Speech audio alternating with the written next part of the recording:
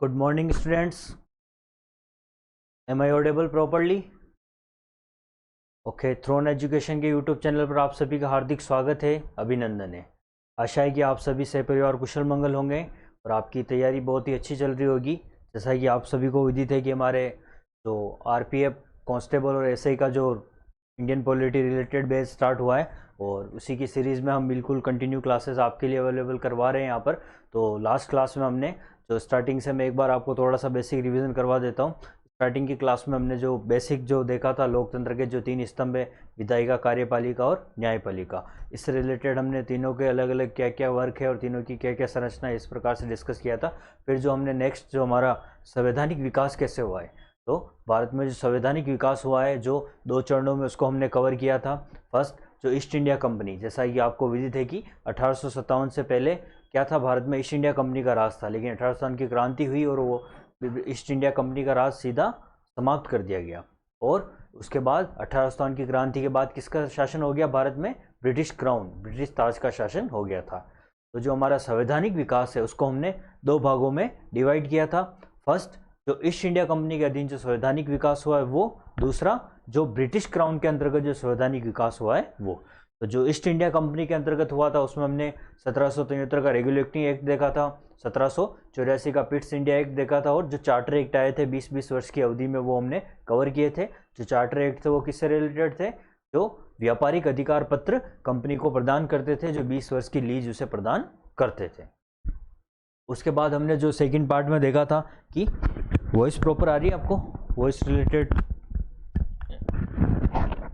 Second part में हमने cover किया था कि जो ब्रिटिश क्राउन के अंतर्गत जो संवैधानिक विकास हुआ था उसमें जो हमने 1861 का एक्ट है, 1892 का एक्ट है, उसके साथ साथ इसी के साथ जो हमने 1909 का जो भारत परिषद अधिनियम देखा था, उसमें जो सांप्रदायिक निर्वाचन प्रणाली की शुरुआत हुई थी 1919 में, क्या हुआ था सबसे मेन, जो प्रांतों में द्वैध शासन की शुरुआत की गई थी और 1935 के एक्ट में उसे केंद्र में द्वैध शासन लागू कर दिया और प्रांतों में समाप्त कर दिया गया था। और जो सबसे इंपॉर्टेंट हमने डिस्कस किया था वो था भारत शासन अधिनियम 1935। 1935 का एक्ट जो हमारे वर्तमान संविधान है उसका लगभग 2/3 स्रोत 1935 के एक्ट में से लिया गया है। तो इस तरीके से ये 1935 का जो अधिनियम है आपके लिए इंपॉर्टेंट है सबसे। उसके प्रावधान आपको याद रखने हैं। उसमें क्या किया गया था? एक संघीय न्यायालय की स्थापना की गई थी, अखिल भारतीय संघ बनाया गया था, ब्रह्मा को अलग एक देश का दर्जा दिया गया था, उसके साथ साथ जो विषयों का विभाजन किया गया था। तो वर्तमान में जो अनुसूची 7 है जिसमें विषयों का विभाजन है वो किसमें प्रावधान था? भारत शासन अधिनियम 1935 में इसका प्रावधान था। और इसके साथ साथ जो वर्तमान में जो केंद्रीय रिजर्व बैंक है, भारतीय रिजर्व बैंक या आरबीआई है, उसकी स्थापना भी 1935 के एक्ट के माध्यम से ही की गई थी। इस तरीके से बेसिक प्रावधान है, ये आपको ध्यान रखने हैं। फिर उसके बाद लास्ट क्लास में हमने जो संवैधानिक हमारा जो संविधान के 22 भाग है उसका हमने चार्ट बनाया था, उसके जो भाग उसमें क्या उपबंध है और क्या अनुच्छेद है। इस तरीके से हमने पूरा क्लासिफिकेशन समझा है। और अब हम नेक्स्ट कंटिन्यू करते हैं। आज जो हमारा ये टॉपिक है वो है संविधान के स्रोत। क्या है? संविधान के स्रोत, क्या क्या रिसोर्सेज रहे हैं जिनसे हमारा संविधान बना है। तो सबसे पहले तो ये जो आप जैसे स्क्रीन पे देख पा रहे हैं कि हमारे जो थ्रोन एजुकेशन का जो ऐप है, ये आप गूगल प्ले स्टोर पे जाएंगे तो इस तरीके का आपको आइकन मिलेगा थ्रोन एजुकेशन का। ये आपको वहाँ से इंस्टॉल करना है और इसको आप इसमें डाउनलोड कर सकते हैं इस तरीके से। फिर आप इसमें देखेंगे कि ये जो आइकन है हमारा आरंभ बैच है CET 2024 रिलेटेड, तो इससे आपको बिल्कुल कंटिन्यू क्लासेस अवेलेबल हो रही है आपके लिए। CET बैच यहाँ पर अवेलेबल है, RPF SI और कांस्टेबल के बैच इसमें अवेलेबल है। तो इस तरीके से आपको गूगल प्ले स्टोर पर इसको डाउनलोड करना है और जिन्होंने अभी तक डाउनलोड नहीं किया वो आज ही से डाउनलोड करें और जिन्होंने कर लिया वो इसको ज़्यादा से ज़्यादा शेयर करें। और ये हमारी जो वेबसाइट है www.throneeducation.com से रिलेटेड है। इसमें भी आपको यहाँ पर RPF SI रिलेटेड बैच, जो प्रहार बैच है, CET पटवारी बैच है और राजस्थान का जो बूस्टर बैच है वो इसमें अवेलेबल है। इस तरीके से वेबसाइट है। तो चलिए आज का हम स्टार्ट करते हैं। हमारे जो संविधान के स्रोत है, भारतीय संविधान के स्रोत।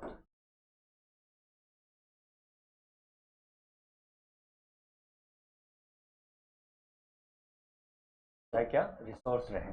तो जैसा कि आप सभी को विदित है कि ये आक्षेप लगाया जाता है कि जो संविधान जो भारत का जो बना है लगभग वो कितने 60 देशों के 60 देशों के संविधान से मिलकर बना है। तो जैसा कि आप सभी को विदित है कि ये जो देश है वो भारत से पहले ही आज़ाद हो चुके थे, इसलिए इन्होंने अपना संविधान पहले ही बना लिया था। और साथ के साथ यदि हम किसी से कुछ अच्छा सीखते हैं तो इसमें कोई बुराई नहीं है। अगर किसी में कोई अच्छी योग्यता है, अच्छा गुण है और हम उसका हम क्या करते हैं, उसे हम परिलक्षित करते हैं, उसे अपने जीवन में चरितार्थ करते हैं, तो हमें सीखना चाहिए। तो इस तरीके से हम ये इस पर तथ्य रख सकते हैं कि ये जो देश है वो पहले ही आज़ाद हो चुके थे, इसलिए उन्होंने अपना संविधान पहले ही बना लिया। लेकिन भारत ने क्या किया, जो अच्छी बात है वो ली है, लेकिन भारत ने संविधान को एज इट इज़ कॉपी नहीं किया। वहाँ जो उपबंध थे, वहाँ जो प्रावधान थे, उसे अपनी जो भौगोलिक परिस्थिति थी यहाँ पे भारत की, यहाँ की जो दशा थी उसके अकॉर्डिंग उसे डाला है। तो भारत ने बिल्कुल एज इट इज़ नहीं लिया है। यदि कहीं से उसने संघीय व्यवस्था ली है तो उसमें अपने अकॉर्डिंग चेंजेस किया है यहाँ के अकॉर्डिंग।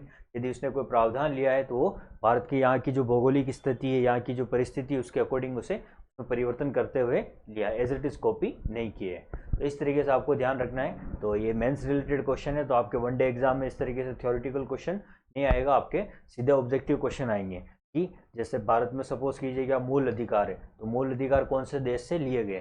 तो इस तरीके से आपको ऑब्जेक्टिव में क्वेश्चन मिलेंगे जिसमें आपके सूची फर्स्ट सूची सेकंड से मिलान करवा सकते हैं या आपके ऑब्जेक्टिव में क्वेश्चन पूछ सकते हैं।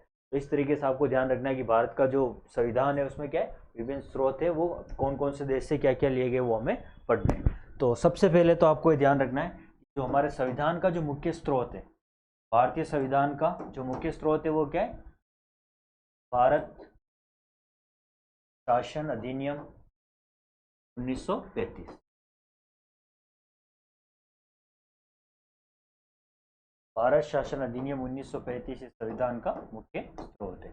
लगभग 2/3 भाग इससे ही लिया गया है। इस तरीके से आपको ध्यान रखना, मुख्य स्रोत हो जाएगा भारत शासन अधिनियम 1935। अब हम स्टार्ट करते हैं कौन कौन से देश से क्या क्या प्रोविजन इसमें लिए गए हैं।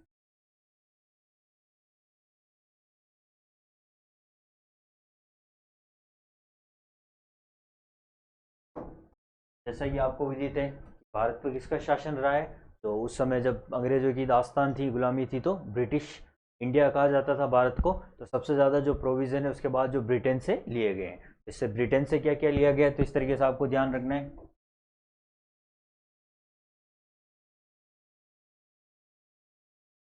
तो आपको ऐसे चार्ट बनाना है। ब्रिटेन से सबसे पहले तो हमने डिस्कस किया था कि संसदीय शासन व्यवस्था, जो संसदीय शासन प्रणाली, संसदीय शासन प्रणाली होती है, ये अलग होती है, और एक अध्यक्षात्मक प्रणाली अलग होती है।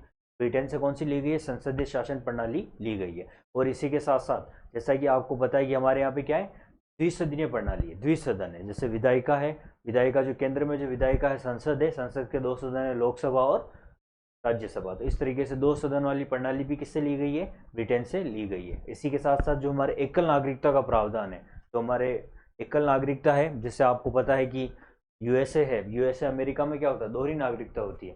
वहाँ पर राज्यों की अलग नागरिकता है और देश की अलग नागरिकता। तो इस तरीके से एकल नागरिकता का जो प्रावधान है वो भी किससे लिया गया है, ब्रिटेन से लिया गया है। इस तरीके से मैं आपके यहाँ साथ के साथ लिख देता हूँ, एकल नागरिकता,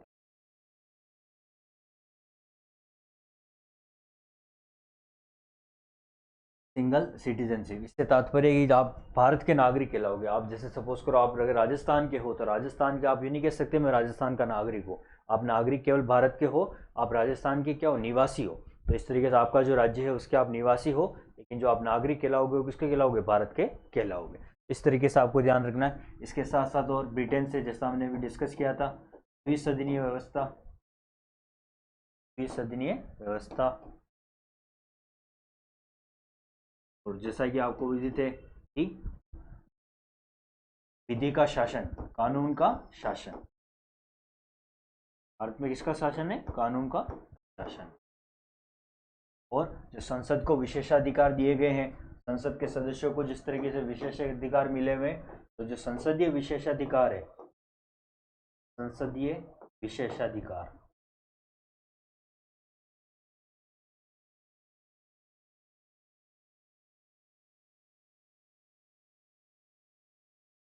ये भी किससे लिए गए हैं, ब्रिटेन से लिए गए। तो इस तरीके से आपको ये ध्यान रखना है। और जैसा कि हम देखते हैं कि जो हमारा आर्टिकल 32 है उसमें जो 5 प्रकार की रीट है अलग अलग, उसमें परमाधिकार जो लेख है, परमाधिकार जो रीट है वो किससे ली गई है, जो ब्रिटेन से ली गई है। इस तरीके से आपको ध्यान रखना है। और भी जैसे हमारे जैसे मंत्रिमंडल प्रणाली है, कैबिनेट होती है, मंत्रिमंडल होती है, ये सब भी किससे लिया गया, ब्रिटेन से लिया गया। तो ये दोनों प्रोविजन और आप लिख लीजिए, परमाधिकार एक और जो मंत्रिमंडलीय प्रणाली है।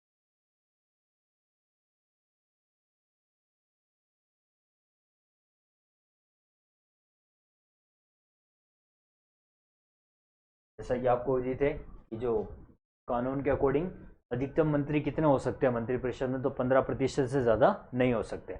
91 वाला जो संविधान संशोधन हुआ था उसके अकॉर्डिंग 15% से ज़्यादा मंत्री नहीं बनाए जा सकते।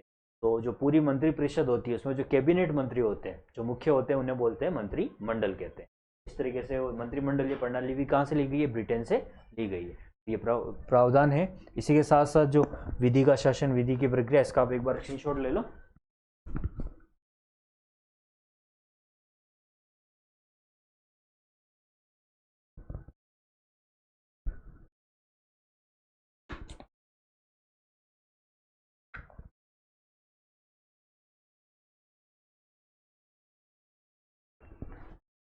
ये है ब्रिटेन से। इस तरीके से आपको एक चार्ट मेंटेन करना है।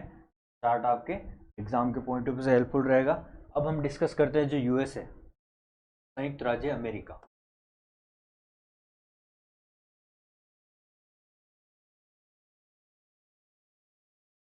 तो हमारे जो न्यायपालिका संबंधी जो प्रावधान है वो कहाँ से है, यूएसए से लिए गए। जैसा कि आपको उचित है कि न्यायपालिका संबंधी जो हमारे न्यायिक पुनरावलोकन का प्रावधान है कि विधायिका का कानून बनाती है, कार्यपालिका उसको व्यवहारिक रूप में लागू करती है, और जो न्यायपालिका उसकी क्या कर सकती है, विधायिका द्वारा बनाए गए कानून की क्या कर सकती है, जांच कर सकती है, उसकी समीक्षा कर सकती है, उसका न्यायिक पुनरावलोकन कर सकती है। तो इस तरीके से ये जो अधिकार है किसको मिले हुए हैं, यूएसए से हमें लिए हैं उस स्रोत में। तो जो न्यायिक, इसे हम कह सकते हैं कि न्यायिक पुनरावलोकन, न्यायिक पुनरावलोकन।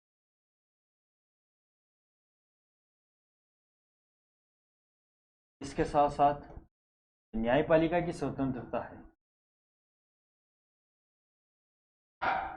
न्यायपालिका की स्वतंत्रता।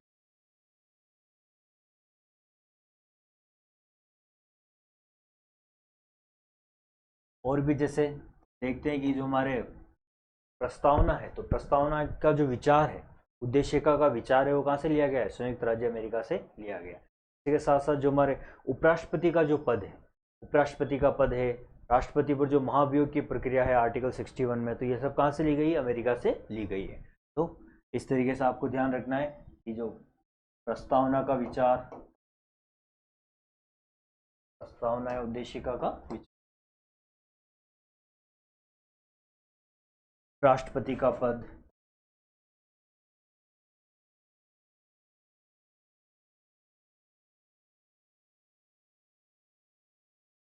के साथ साथ जो राष्ट्रपति पर जो महाभियोग लगाने की जो प्रक्रिया है अनुच्छेद 61 में, वो भी इससे ली गई है।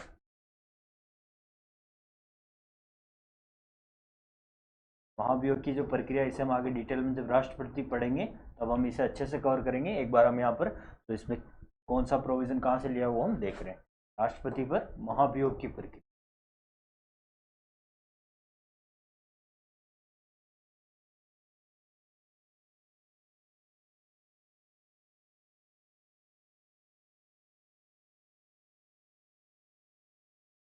फिर उसके बाद हम देखते हैं कि जो हाई कोर्ट और सुप्रीम कोर्ट है, इनके जो न्यायाधीशों को पद से हटाने जाने के जो उपबंध है वो भी इसी से लिए गए। तो इस तरीके से आपको ध्यान रखना है, सुप्रीम कोर्ट और जो हाई कोर्ट है, उच्चतम न्यायालय और उच्च न्यायालय के जो न्यायाधीशों को जो पद से हटाने के जो उपबंध है वो भी इसी से लिए गए।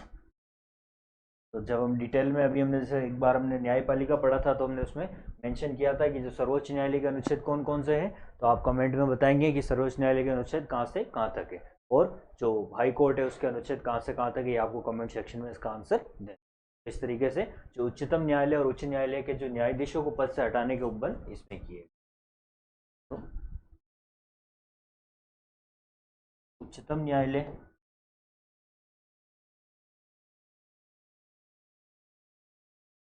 एवं उच्च न्यायालय के न्यायाधीशों को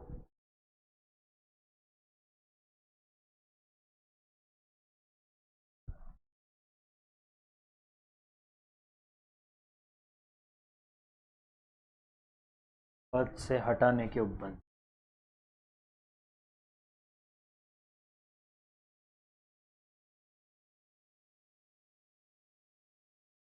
ये हमने यूएसए से लिए हुए। इस तरीके से आपको ध्यान रखना क्या क्या इसमें न्यायिक पुनरावलोकन हो गया, न्यायपालिका की स्वतंत्रता हो गई, और जो प्रस्तावना का जो विचार है, उद्देशिका की जो विचार है वो इससे लिया गया है। उपराष्ट्रपति का पद यहाँ से लिया गया है। राष्ट्रपति पर जो अनुच्छेद 61 में जो महाभियोग की प्रक्रिया वो भी इससे ली गई, और जो उच्चतम न्यायालय और उच्च न्यायालय के जो न्यायाधीशों को जो पद से हटाने का प्रोविजन है वो भी कहाँ से लिया गया है, यूएसए से लिया गया है। इस तरीके से आपको ध्यान रखना है। तो एक बार आप इसका स्क्रीनशॉट ले लो।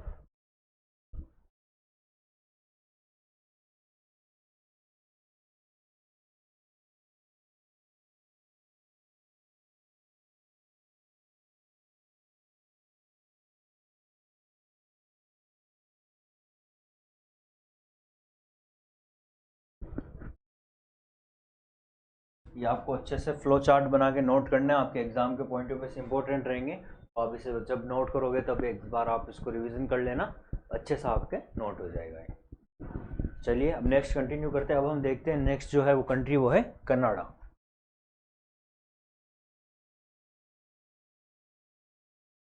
कनाडा जो उत्तरी अमेरिका महाद्वीप है वहीं पे है कनाडा। कनाडा से हमने जो हमारा संघीय व्यवस्था है, जैसा कि आपको विदित है कि वहीं पर होती है जो फेडरल होता है, कहीं यूनियन होता है। क्या होता है, केंद्र और जो फेडरल है। जैसे अमेरिका में फेडरल है तो वहाँ पर क्या होता है कि राज्य और केंद्र को समान शक्तियाँ प्राप्त होती है, वहाँ पर दोहरी नागरिकता। लेकिन जो यूनियन होता है, जो संघ होता है, वहाँ पर क्या होता है, केंद्र को मजबूती होती है, वहाँ पर केंद्र के पास ज़्यादा राइट्स होते हैं। इसी तरीके से केंद्र राज्यों का संविधान भी राज्यों में कुछ भी चेंजेस करना हो तो वो इजीली कर सकता है। तो इसीलिए हमने जो संघीय व्यवस्था ली है, जहाँ पर केंद्र को क्या है, सशक्तता दी गई है, केंद्र को अधिक शक्ति है, तो वो कहाँ से ली है, कनाडा से ली गई है। तो इस तरीके से आपको ध्यान रखना है। तो कनाडा से हमने ली है वो है सशक्त केंद्र के साथ जो संघीय व्यवस्था है, सशक्त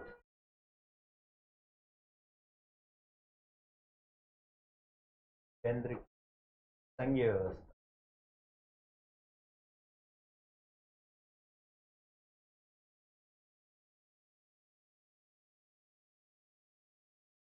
अब जब केंद्र को हम सशक्त बनाएंगे, केंद्र में जो भी प्रोविजन होंगे उन्हें मजबूत करना पड़ेगा। तो इसके लिए केंद्र द्वारा राज्यों में किसकी नियुक्ति की जाती है, जो राज्यपाल है उसे हम बेसिकली कहते हैं कि केंद्र के एजेंट के रूप में कार्य करता है राज्यों में, क्योंकि वो दूसरे राज्य का होता है, निवासी होता है, वो उस राज्य का नहीं होता, वो केंद्र द्वारा नियुक्त किया जाता है। इसी तरीके से ध्यान रखना है कि केंद्र के द्वारा जो राज्यों में राज्यपाल की नियुक्ति की जाती है वो किस कहाँ से लिया गया प्रावधान, कनाडा से लिया गया। ये भी हम लिख देते हैं साथ के साथ। केंद्र द्वारा, केंद्र द्वारा राज्यों में राज्यपाल की नियुक्ति।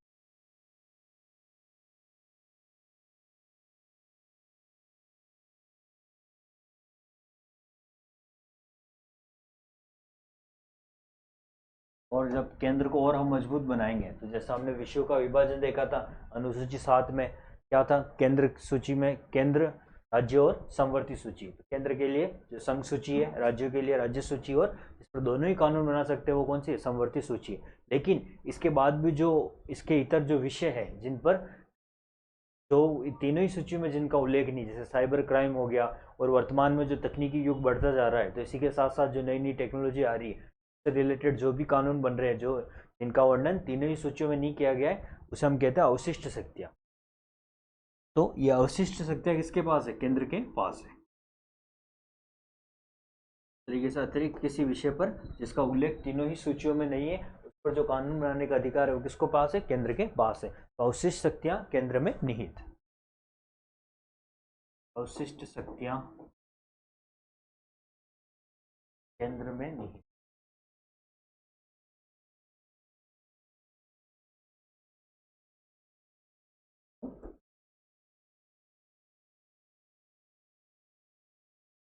इसी के साथ साथ कनाडा से हमने इस तरीके से, जैसे हमने देखा है कि जो उच्चतम न्यायालय राष्ट्रपति को परामर्श दे सकता है किसी भी कानून संबंधी विषय पर, जो सुप्रीम कोर्ट का, हालांकि वो उसके परामर्श को मानने के लिए बाध्य नहीं है, दोनों ही एक दूसरे में इस तरीके से बाउंडेशन नहीं है, लेकिन वो परामर्श दे सकता है। तो जो उच्चतम न्यायालय का जो परामर्श न्याय निर्णय है वो भी किससे लिया गया, कनाडा से लिया गया। उच्चतम न्यायालय का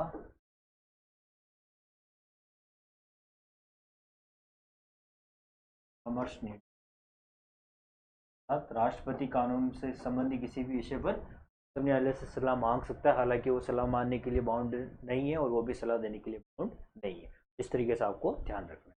ये है कनाडा से हमने क्या क्या लिया है, जो हमारे सशक्त केंद्र है उसकी संघीय व्यवस्था कनाडा से ली है, उसके लिए हमने केंद्र के द्वारा जो राज्यों में राज्यपाल की नियुक्ति की जाती है वो कनाडा से लिया गया है। और इसी के साथ जो हमने अवशिष्ट शक्तियां हैं वो किसको दी है, केंद्र को दी है। और जो उच्चतम न्यायालय का जो परामर्श निर्णय वाला जो का प्रोविजन है वो भी वहीं से लिया गया है। तो इस तरीके से एक बार इसका स्क्रीनशॉट ले लो। नेक्स्ट हम आगे बढ़ते हैं।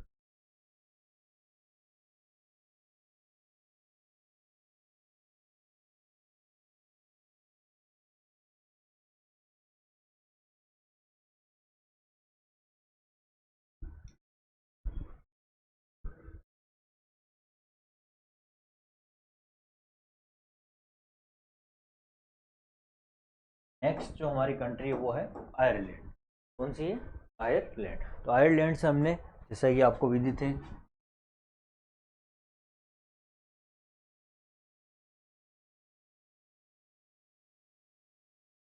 हमारे जो संविधान का जो भाग 4 है, तो राज्य के नीति निदेशक तत्व है, भाग 4 है, वो कहाँ से लिया गया, आयरलैंड से लिया गया। तो इस तरीके से संविधान का भाग 4 है नीति निदेशक तत्व, जिसमें अनुच्छेद हमने कवर किए थे। कहाँ से कहाँ तक थे एक बार कमेंट सेक्शन में बताओ आप, जो लास्ट क्लास में हमने इसके अनुच्छेद पढ़े थे, भाग 4 में कहाँ से कहाँ तक अनुच्छेद है, तो वो आपको भी कमेंट सेक्शन में बताना है। तो इसमें जो हमने लिए है वो राज्य के नीति निदेशक तत्व, निदेशक तत्व,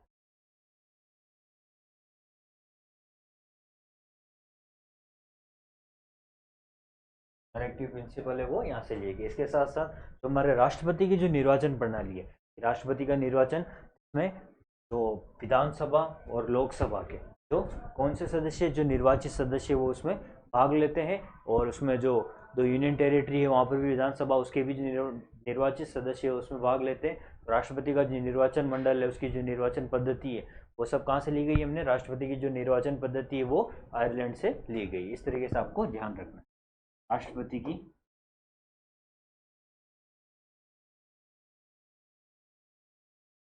निर्वाचन पद्धति,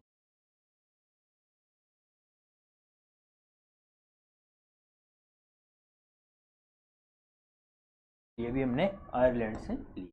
ये एग्जाम में क्वेश्चन आ सकता है राष्ट्रपति की निर्वाचन पद्धति, तो आपको ध्यान रखना। इसके साथ साथ जो हमारे राज्यसभा में कुछ सदस्यों का जो मनोनीत करने का प्रोविजन है, राज्यसभा में जो सदस्य मनोनीत किए जाते हैं किसके द्वारा किए जाते हैं, राष्ट्रपति के द्वारा मनोनीत किए जाते हैं। तो वो भी प्रोविजन कहाँ से लिया गया है, हमने आयरलैंड से लिया गया है। तो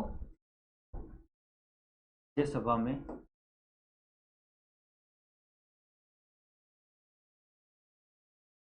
कुछ सदस्यों का नामांकन,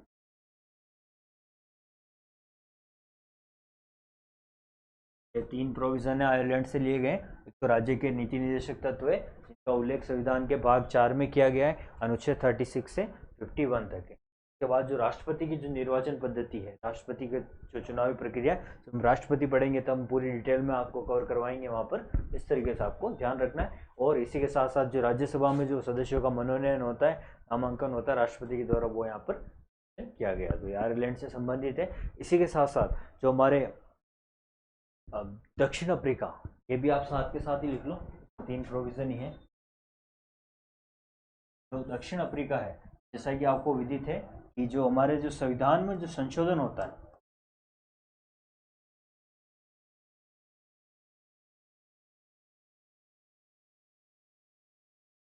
दक्षिण अफ्रीका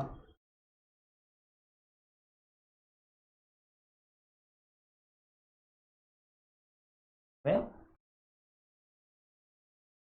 संविधान संशोधन अनुच्छेद 368।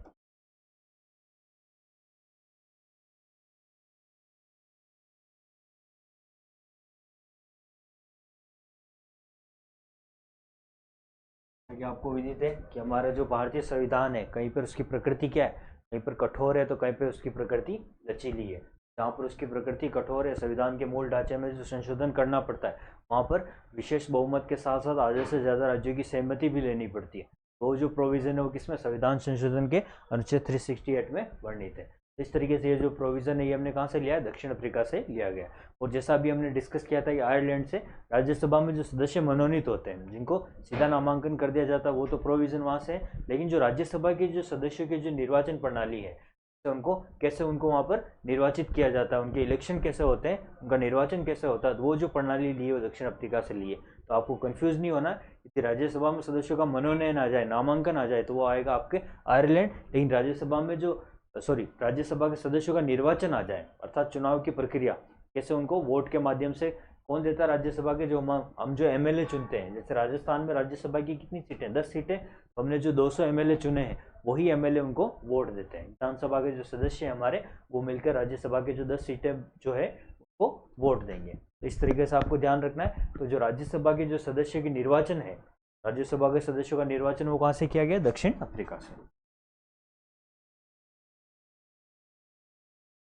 राज्यसभा के सदस्यों का निर्वाचन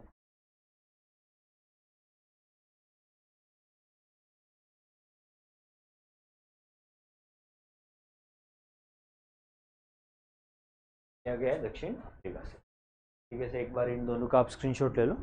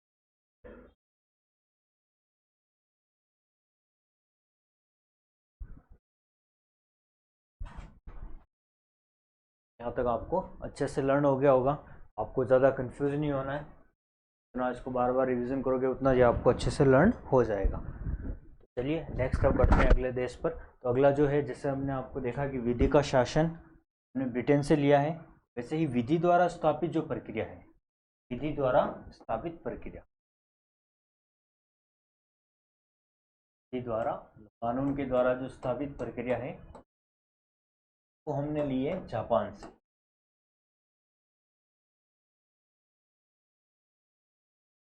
जापान से तरीके से आपको ये ध्यान रखना है।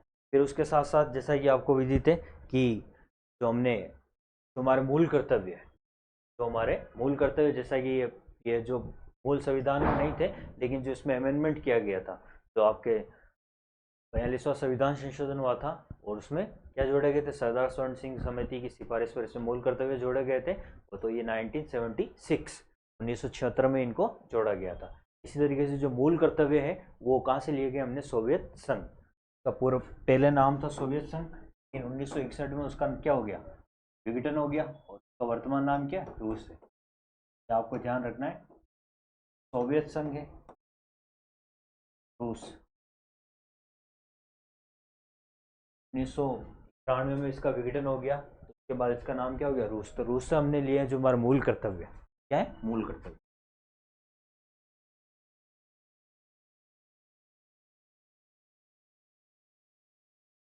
मूल कर्तव्य से रिलेटेड जो भी प्रोविजन है हमारा, जो हमारे जो संविधान के जो भाग 4 के, कौन सा भाग है, भाग 4 के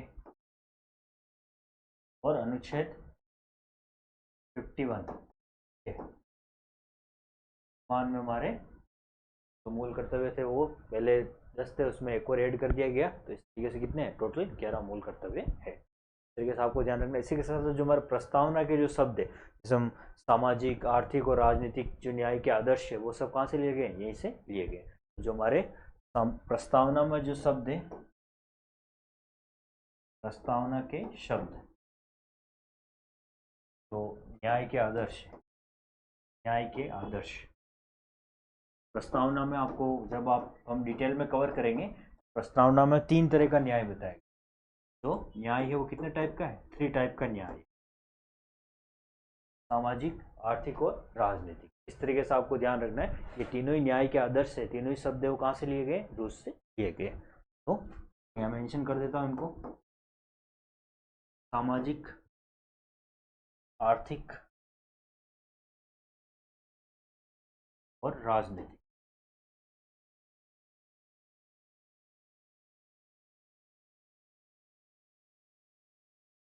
ये आपको ध्यान रखना है।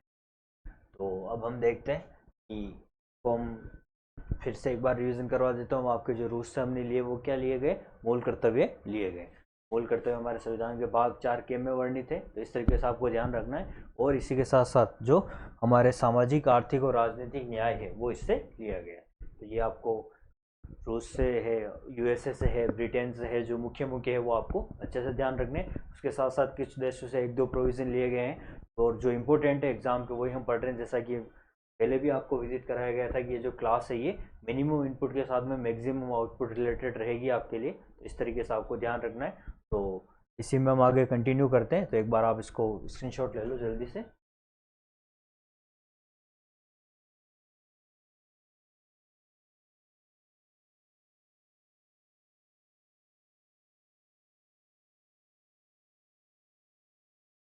अब नेक्स्ट जो आएगी आपके, ऑस्ट्रेलिया।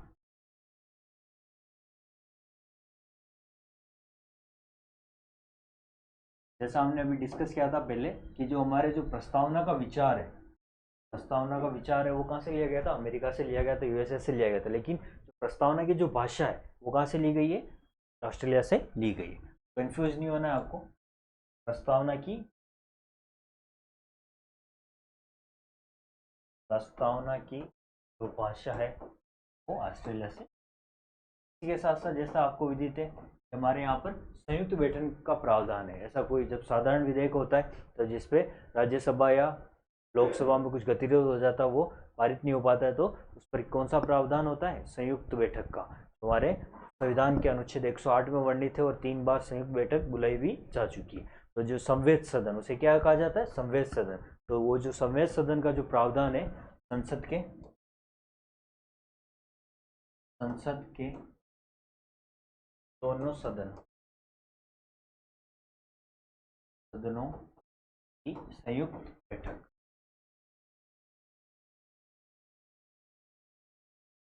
जब कानून पारित नहीं होता है तब दोनों ही सदनों की क्या बुलाई जा सकती है, संयुक्त बैठक बनाई जा सकती है। और उसकी अध्यक्षता कौन करेगा, लोकसभा का जो स्पीकर है वो करेगा। इस तरीके से आपको ध्यान रखना है।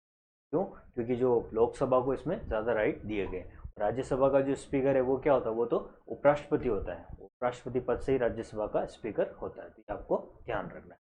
जब लोकसभा का अध्यक्ष उपस्थित नहीं है तो लोकसभा का उपाध्यक्ष उसकी अध्यक्षता करेगा, और वो भी नहीं है तब राज्यसभा का उपसभापति उसकी अध्यक्षता करेगा। तो ये आपको ध्यान रखना है। इसके साथ साथ जो हमने समवर्ती सूची, जो समवर्ती सूची जो कॉन्करेंट लिस्ट है, उसमें हमने देखा था कि जो ऐसे विषय जिन पर केंद्र भी कानून बना सकता है और राज्य भी कानून बना सकता है, ऐसे विषयों को किस में बांटा गया, समवर्ती सूची में। तो ये जो समवर्ती सूची का प्रावधान है वो भी कहाँ से किया गया, ऑस्ट्रेलिया से किया गया, समवर्ती सूची का प्रावधान।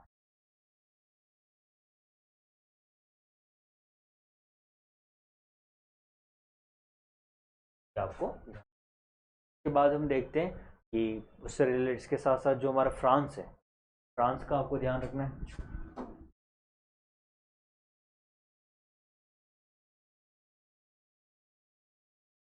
फ्रांस से हमने गणतंत्र शब्द दिया।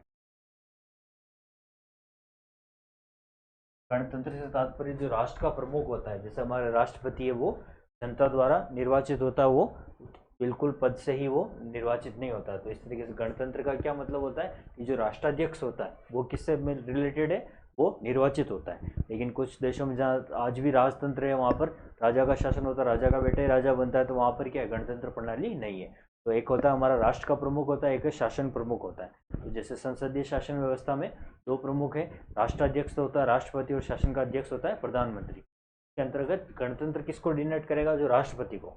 राज्य उस राष्ट्र का जो राष्ट्राध्यक्ष है वो क्या होगा, वो निर्वाचित होता है। तो इस तरीके से भारत में भी क्या गणतंत्र व्यवस्था लागू हो गई। इस तरीके से आपको ध्यान रखना है। इसके साथ साथ जो हमने इस आगे क्रांति के जो आदर्श रहते हैं, स्वतंत्रता, समानता, बंधुता, ये जो वर्ड लिए हैं ये कहाँ से लिए, फ्रांस से। फ्रांस की क्रांति हुई थी तो वहाँ से ये वर्ड काफ़ी प्रचलित हो गए थे, तो ये भी आपको ध्यान रखना है। स्वतंत्रता, समानता,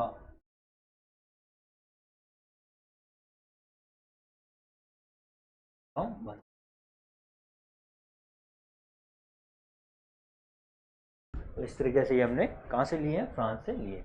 तो बेसिक था थोड़ा, आपको इसको पढ़ना है अच्छे से, और इससे बाहर क्वेश्चन नहीं जाएगा, इतने सफिशिएंट है। और भी काफ़ी डाटा है लिखवाने को, नोट करवाने को, लेकिन नोट्स जो होते हैं वो इफेक्टिव होने चाहिए। नोट्स का मतलब किताब छापना नहीं होता है, जैसा आपको भी पता है। इस तरीके से ये जो हमने जितना आपको कवर करवाया है उतना आपके लिए सफिशिएंट है। इससे बार अगर क्वेश्चन आएगा तो इससे बार नहीं जाएगा, आपको इसको बार बार रिविज़न करना है। और यदि ये कंप्लीट हो जाए तो फिर उसके बाद आप एडिशनल बुक से भी नोट कर सकते हैं, अपने नोट्स को इफेक्टिव और बना सकते हैं। तो एक बार जितना आपको मैंने नोट करवाया है इतना आपको अच्छे से लर्न होना चाहिए। तो इस तरीके से आपको ध्यान रखना है। और ये भी आपको ध्यान रखना है कि जो अगर क्वेश्चन आता है कि सबसे पहले विश्व का जो प्रथम लिखित संविधान कौन सा है, तो वो यूएसए का, जिसमें 7 आर्टिकल है। इस तरीके से आपको ध्यान रखना है। तो ये क्वेश्चन भी आया हुआ है, जो विश्व का पहला लिखित संविधान कौन सा है, विश्व का प्रथम लिखित संविधान। तो मैं यहाँ मेंशन कर देता हूँ, कंफ्यूज नहीं होना आपको। भारत से पहले यूएसए का संविधान लिख किया जा चुका, लेकिन जो ब्रिटेन है उसका अलिखित है। विश्व का पहला लिखित संविधान,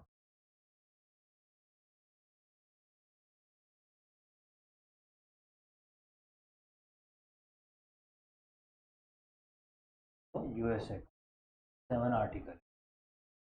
विश्व का सबसे बड़ा संविधान किसका, भारत का संविधान है। बना था तभी, उसमें 22 भाग, 395 अनुच्छेद और 8 अनुसूचियाँ थी। लेकिन वर्तमान में काफ़ी संशोधन हो चुके हैं, 4 अनुसूचियाँ और जुड़ चुकी है, 3 भाग और एडिशनल आ चुके हैं। क्या क्या इस तरीके से हमने पढ़ा था जब कवर किया था, और उसमें काफ़ी अमेंडमेंट हुए हैं। इस तरीके से 106 से ज़्यादा उसमें संशोधन हो चुके हैं, तो ये आपको ध्यान रखें। इस तरीके से ये आपका आज का टॉपिक यही कवर होता है। चलिए एक बार इसको रिविज़न कर लीजिए, फिर नेक्स्ट टॉपिक हम स्टार्ट करते हैं। एक बार किसी ने स्क्रीनशॉट नहीं लिया हो तो मैं एक बार वापस शुरू से बता देता हूँ आपको। संविधान के स्रोत हमने पढ़े ब्रिटेन से, संसदीय शासन प्रणाली, एकल नागरिकता, द्विसदनीय व्यवस्था, विधि का शासन, मंत्रिमंडलीय प्रणाली, परमाधिकार लेख और संसदीय विशेषाधिकार, ये सब कहाँ से लिए हमने, ब्रिटेन से लिए। आप स्क्रीनशॉट लेते चलना साथ के साथ। फिर हमने यूएसए से न्यायपालिका संबंधी जो प्रोविजन थे, न्यायिक पुनरावलोकन, न्यायपालिका की स्वतंत्रता, प्रस्तावना का विचार, और इसके साथ साथ जो उपराष्ट्रपति का पद है, राष्ट्रपति पर महाभियोग की प्रक्रिया, और उच्चतम और उच्च न्यायालय से रिलेटेड जो न्यायाधीशों को हटाने के प्रोविज़न है, ये कहाँ से लिए, यूएसए से लिए। उसके बाद हमने देखा था वो था कनाडा। कनाडा में जैसे हमारी जो संघीय व्यवस्था है, जैसे कि सशक्त केंद्र का प्रावधान है, केंद्र सशक्त, वो कहाँ से लिया गया, कनाडा से लिया गया। केंद्र सशक्त कब होगा, तब उसमें अवशिष्ट शक्तियाँ उसे दी जाएगी, और केंद्र के द्वारा राज्यों में जो राज्यपाल नियुक्त किए जाते हैं वो भी प्रणाली कहाँ से ली गई, कनाडा से ली गई। इसके साथ साथ जो उच्चतम न्यायालय का जो परामर्शदात्री वाला जो रोल है, परामर्श देने का, निर्णय का रोल है राष्ट्रपति को, वो भी कहाँ से लिया, कनाडा से लिया। इसके बाद हमने देखा था जो हमारा आयरलैंड है, तो आयरलैंड से हमने जो हमारे जो भाग 4 में है राज्य के नीति निर्देशक तत्व वो लिए हैं, और उसी के साथ साथ जो राष्ट्रपति के निर्वाचन की पद्धति वो भी आयरलैंड से लिए। राज्यसभा में कुछ सदस्यों का नामांकन होता है, मनोनीत किए जाते हैं, वो भी आयरलैंड से लिए।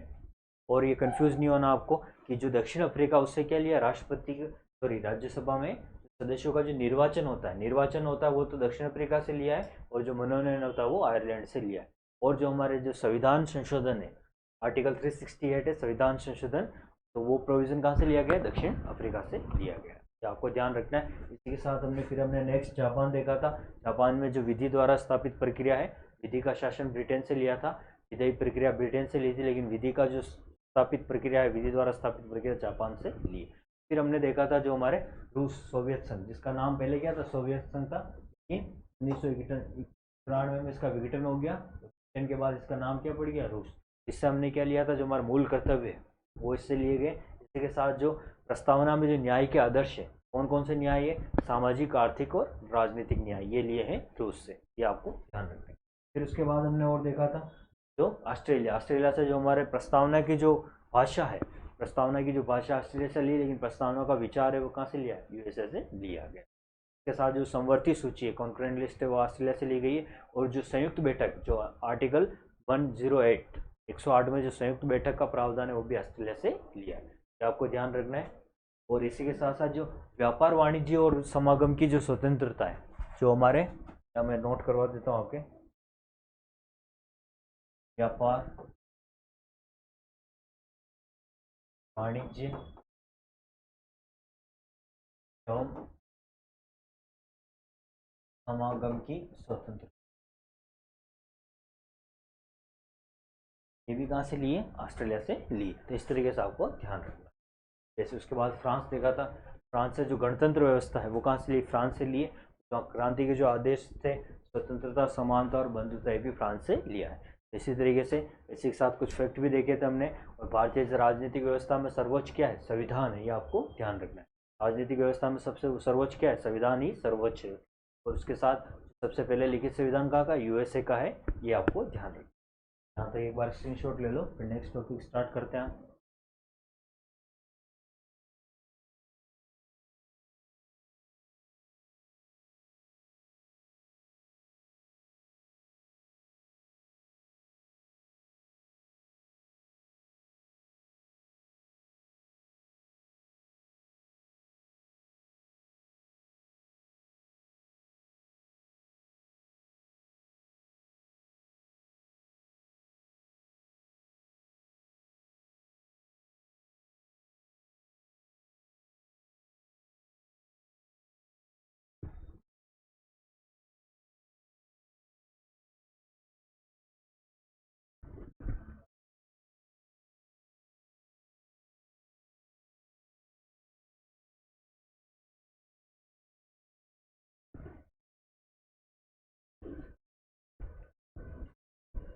तो अभी हमने देखे संविधान के जो हमारा स्रोत है, कहाँ कहाँ से क्या क्या लिया। अब हम डिस्कस करते हैं जो हमारे संविधान सभा ने संविधान बनाया था।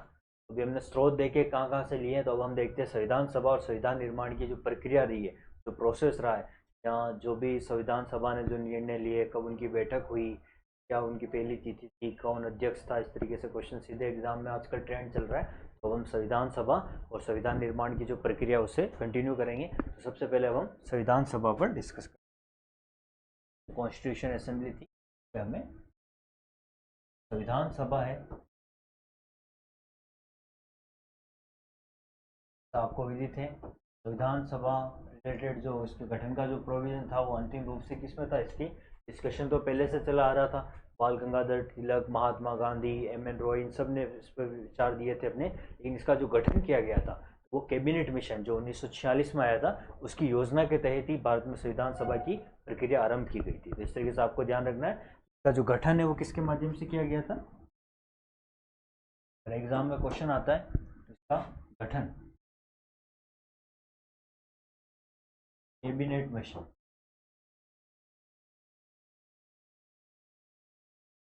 कैबिनेट मिशन की योजना,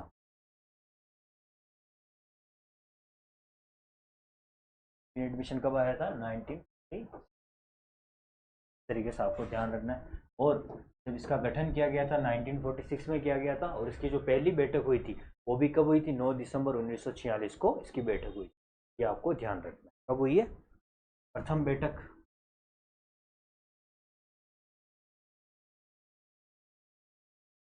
9 दिसंबर 1900। अंतिम बैठक भी आपको ध्यान रखनी है। अंतिम बैठक हुई थी 24 जनवरी 1900। आपको विदित है कि संविधान बनने में 2 वर्ष 11 माह 18 दिन का समय लगा था। अंतिम बैठक हुई थी 24 जनवरी 1950 को। और जो आपको विदित ही है, जो अधिवेशन हुए थे, टोटल जो कुल कितने सत्र आयोजित हुए थे, तो अधिवेशन का आप ध्यान रखना। में कुछ बुक्स में तो आपको 11 मिलता है और कुछ में 12 मिलता है। टोटल तो 11 हुए थे, लेकिन एक जिसमें संविधान को अंगीकृत किया गया, आत्मसात किया गया और उसका वाचन किया गया था, इसीलिए वो भी इसी में काउंट होता है। तो इसीलिए यहाँ कंफ्यूज नहीं होना, आपको 12 ध्यान रखना है कि कुछ बुक्स में 11 मिल जाता है कि 11 अधिवेशन हुए थे, जबकि वो जो उसको जब अंगीकृत किया गया था लास्ट में, तो वो भी उसमें अंतिम बैठक भी उसमें काउंट होती है। इस तरीके से आपको ध्यान रखना है कि कितने अधिवेशन हुए थे, 12 अधिवेशन। और कुछ इससे रिलेटेड फैक्ट है कि जो पहली बैठक हुई थी, जो 9 दिसंबर को जो पहली बैठक हुई थी, तो जो अस्थायी अध्यक्ष थे, अस्थायी अध्यक्ष,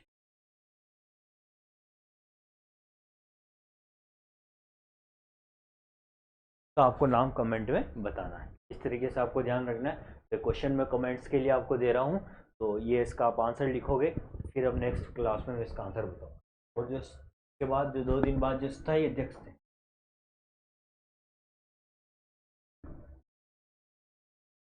स्थायी अध्यक्ष,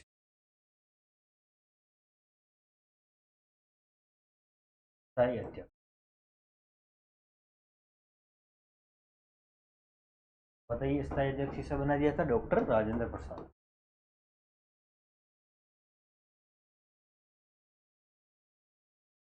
राजेंद्र प्रसाद को क्या बना दिया गया था? स्थायी अध्यक्ष बनाया गया विधानसभा का। एक बार ये बेसिक है, एक बार इसे आप नोट कर लो।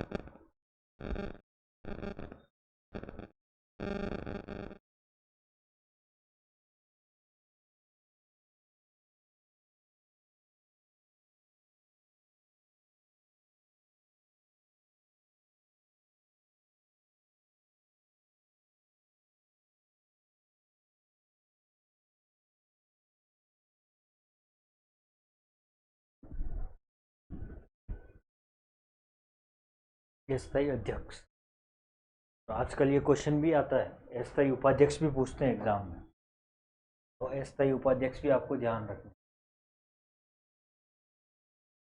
अस्थायी उपाध्यक्ष, दोनों ही क्वेश्चन आपको बताने हैं। अस्थायी उपाध्यक्ष आप बता देता हूँ आपको, फ्रैंक एंथोनी।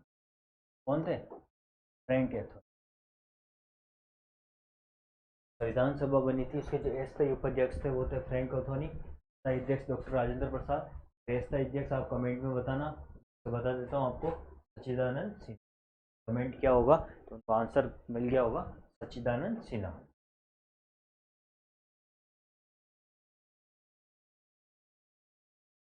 ये वरिष्ठ थे सबसे, इसलिए इनको क्या बना दिया गया? अध्यक्ष बना दिया गया। तो अस्थायी अध्यक्ष थे सच्चिदानंद सिन्हा थे, और अस्थायी उपाध्यक्ष फ्रैंक एंथोनी थे। स्थायी अध्यक्ष जो बने थे वो थे डॉक्टर राजेंद्र प्रसाद थे। अब आपको बताना है कि स्थायी अध्यक्ष उपाध्यक्ष किसको बनाया गया। इसका हम नेक्स्ट क्लास में डिस्कस करेंगे कि आपके इसमें स्थायी उपाध्यक्ष किसे बनाया गया। तो जैसा कि आपको विदित है कि जो हमारा 11वां अधिवेशन हुआ था, यहाँ कन्फ्यूजन है कि 11 अधिवेशन है या 12, तो 11वां अधिवेशन हुआ था 26 नवंबर 1949। दिन क्या कर दिया गया था? संविधान के कुछ अनुच्छेद का इम्प्लीमेंटेशन कर दिया गया था। जैसे संविधान का अंगीकृत किया गया, आत्मसात किया गया, तो जब आप प्रस्तावना को हम डिटेल में कवर करेंगे तो उसमें जो डेट मेंशन है वो कौन सी रहेगी? आपके 26 नवंबर से रिलेटेड रहेगी, नवंबर 1950 रहेगी। और फिर जब उससे पूर्ण रूप से जब लागू किया गया तो वो थी 26 जनवरी 1950। तो इस तरीके से उसको भी काउंट करते हैं, तो इनकी संख्या कितनी हो जाती है? 12 हो जाती है। आपको ये ध्यान रखना है। तो अब हम जो हमारी नेक्स्ट क्लास होगी आपके, और हम डिटेल से इसका एनालिसिस करेंगे आगे, और जो कंटिन्यू करेंगे इसमें कौन कौन से संविधान सभा के सदस्य रहे, और इसमें जो समितियां बनी थी, अलग अलग समितियां बनाई गई थी, उनसे भी क्वेश्चन आता है। समिति के अध्यक्ष कौन थे, मूल अधिकार से रिलेटेड समिति के अध्यक्ष कौन थे, प्रांतों में जो ये संविधान रिलेटेड समितियां बनाई गई, इसके अध्यक्ष कौन थे, वो हम आगे नेक्स्ट क्लास में अब आपके कवर करेंगे। तब तक के लिए आप रिवीजन करते रहिए साथ के साथ। Okay, all the best. Last में ही कहूँगा आपसे कि माना कि मंजिलें बड़ी ज़िद्दी होती है, माना कि मंजिलें बड़ी ज़िद्दी होती है, हासिल कहाँ नसीब से होती है, मगर वहाँ तूफान भी हार जाते जहाँ कश्तियाँ जिद पर होती है। इसलिए हमेशा मोटिवेटेड रहिए। Okay, all the best.